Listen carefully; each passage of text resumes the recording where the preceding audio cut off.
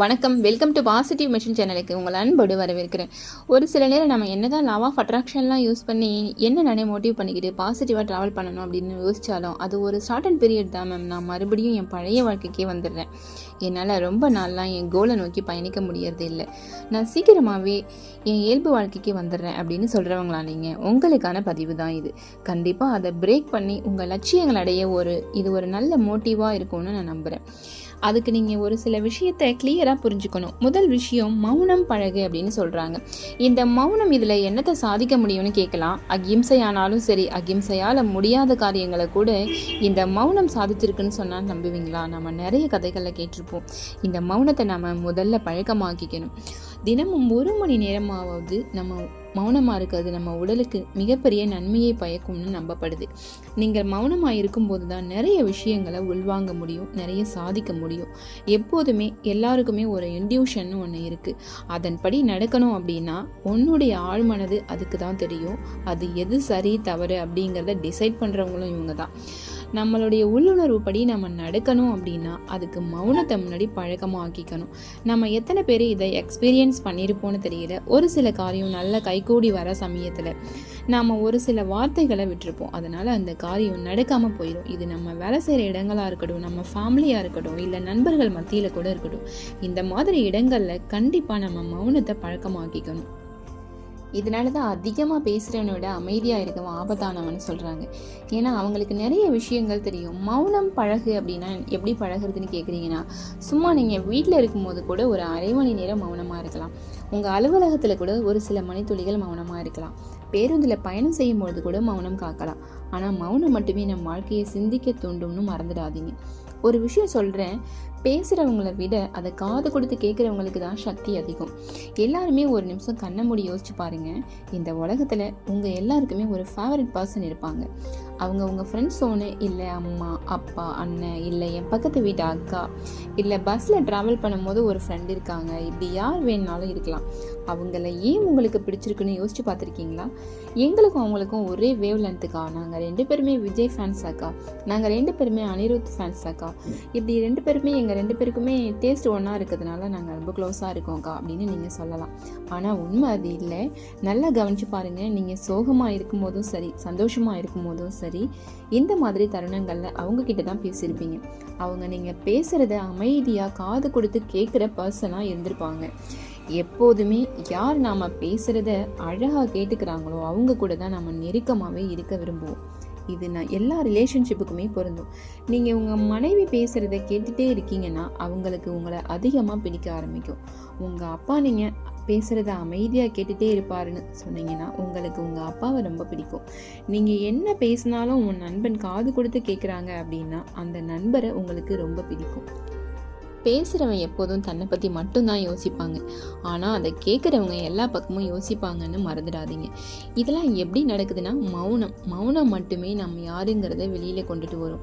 நம்ம எல்லாருக்குமே கேட்குறவங்கள தான் ரொம்ப பிடிக்கும்னா நாம அவங்களா இருக்கக்கூடாது. 2வது விஷயம், உங்கள் கோலை விட்டுட்டு வேறொரு விஷயத்துக்கு பின்னாடி ஓடுறது. இதை எல்லாருமே நம்ம செய்ய ஆரம்பிச்சிடறோம். 2வது விஷயம், நமக்குன்னு ஒரு சின்ன கோல் இருக்கும்ல, அது ஒரு பெரிய விஷயமா இருக்கலாம், ஒரு சின்னதாக கூட வச்சுக்கோங்க. நீங்கள் ஒரு சின்ன பிஸ்னஸ் ஸ்டார்ட் பண்ண போகிறீங்க அப்படின்னா அது உங்களுக்கு மூலதனமாக ஒரு லேப்டாப்பு, மைக்கு, மொபைல் ஃபோன் இதெல்லாம் தேவைப்படுது. இதெல்லாம் வாங்கிறதுக்கு உங்களுக்கு ஒரு மினிமம் பேலன்ஸு ஒரு 1 lakh தேவைப்படுன்னு வச்சுக்கோங்க. நீங்கள் இப்போ என்ன செய்வீங்க? இந்த 1 lakh சம்பாதிக்க ஒரு வேலையை தேடுவீங்க. அந்த வேலையில் ஜாயின் பண்ணி ஒரு 3 months நம்ம எதுக்கு வந்திருக்கோம், நமக்கு தேவையானது 1 lakh அப்படிங்கிறதுல யோசித்து ஆக்டிவாக வேலை பார்ப்பீங்க.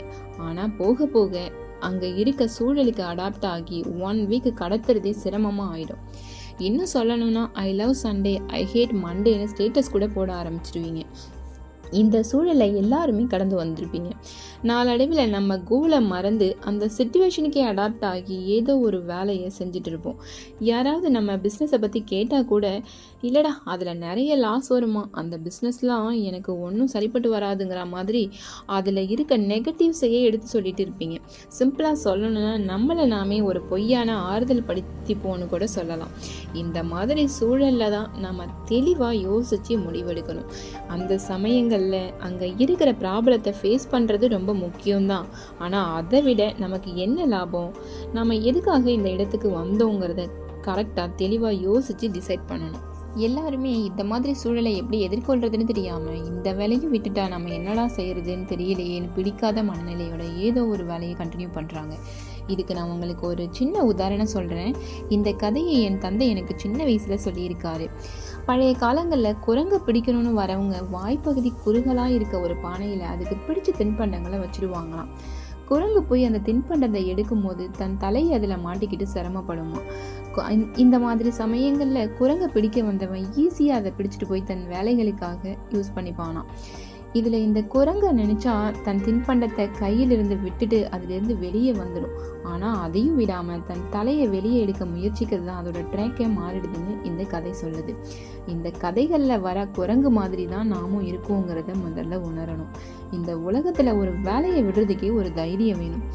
அது உங்கள் மேலே நீங்கள் தன்னம்பிக்கையை வச்சா மட்டும்தான். நாளைக்கு இதை விட நான் பெட்டராக இருப்பேன், பெட்டரான சூழல் அமையும்னு உங்கள் மைண்டு நம்பினா மட்டும்தான் இதெல்லாம் பாசிபிள். நம்ம சேனலோட மோட்டிவே அதுதான். மைண்ட் இஸ் எவ்ரிதிங்னு நான் சொல்கிறேன். மூணாவது விஷயம், உங்களுடைய எண்ணங்கள், நீங்கள் பேசுகிற வார்த்தைகள் இதெல்லாம் உங்கள் வாழ்க்கையை மாற்றும் அப்படின்னு சொன்னால் நம்புவீங்களா? நம்ம பேசுகிற வார்த்தைகள் எல்லாமே பாசிட்டிவான வேர்டாக தான் இருக்கணும். நீங்கள் ரிவர்ஸ் சைக்காலஜின்னு கேள்விப்பட்டிருப்பீங்க. இதன் மூலமாக நிறைய விஷயங்களை நமக்கு சாதகமாக மாற்றிக்க முடியும். உதாரணத்துக்கு பிஸ்னஸில் சேல்ஸ் ஆகாத ப்ராடக்ட்ஸை கூட இந்த ரிவர்ஸ் சைக்காலஜி மூலமாக சேல்ஸ் பண்ண முடியும்னு ஆராய்ச்சிகள் மூலமாக நிரூபணமாக இருக்குன்னு சொன்னால் நம்புவீங்களா? நல்ல நேர்மறையான வார்த்தைகளை சொல்லி வளர்க்கப்படும் குழந்தைகள் தான் பிற்காலத்தில் சாதிக்கிற திறமையான மனிதர்களாகவே மாறுவாங்க. ஒரு குழந்தைக்கு நாம் சின்ன வயசுலே சைக்கிள் கற்றுக் கொடுக்குறோம் அப்படின்னா எப்படி சொல்லிக் கொடுக்கணும்? நேராக பாரு, தைரியமாக ஓட்டு, நிமிர்ந்து உட்காரு, இப்படி பாசிட்டிவான வார்த்தைகளை தான் நம்ம எப்போதுமே சொல்லிக் கொடுக்கணும். அதை விட்டுட்டு அங்கே ஒரு பள்ளம் இருக்கு பாரு, அதில் விழுந்துடாத, அந்த மரத்தில் மோதிடாதன்னு எதிர்மறையான வார்த்தைகளை யூஸ் பண்ணால் அந்த குழந்தை கண்டிப்பாக முட்டை தான் செய்யும், விழ தான் செய்யும். நம்ம பேசுகிற வார்த்தைகள் எப்படி இருக்கணும்னா, எதை செய்யணுமோ அதை தான் பேசணும், எதை செய்யக்கூடாதுங்கிறத பற்றி பேசவே கூடாது. ஏன்னா தான் ஏழ்மை ஆயிடக்கூடாதுன்னு ஓடி ஓடி சம்பாதிச்சவங்கெல்லாம் நிறைய பேர் பிற்காலத்தில் ஏழ்மை நிலைக்கே வந்திருக்காங்க. இதுக்கு காரணம் அவங்களோட நான் ஏழ்மை ஆயிடக்கூடாது அப்படிங்கிற சிந்தனை தான். சொல்லப்போனால் நம்ம சேனலோட மோட்டிவே உங்கள் மைண்டை எப்போதும் எல்லாத்தையும் மாற்றோன்னு சொல்லியிருக்கேன். அதை விட்டுட்டு நம்ம பணக்காரனாக ஆகணும், நிறைய பணம் சம்பாதிக்கணும், இப்படி பாசிட்டிவாக சிந்திச்சு பாருங்கள், உங்கள் வாழ்க்கையே மாறும். இந்த பதிவு கண்டிப்பாக உங்களுக்கு ஒரு நல்ல மோட்டிவாக இருந்திருக்குன்னு நம்புகிறேன். உங்களுக்கு பிடிச்சிருந்தால் லைக் போடுங்க. இந்த 3 கேட்டகரியில் நீங்கள் எந்த கேட்டகரியில் இருக்கீங்கிறத கமெண்ட்டில் சொல்லுங்கள். உங்களுக்கு பிடிச்சவங்களுக்கு ஷேர் பண்ணுங்கள். தேங்க்யூ.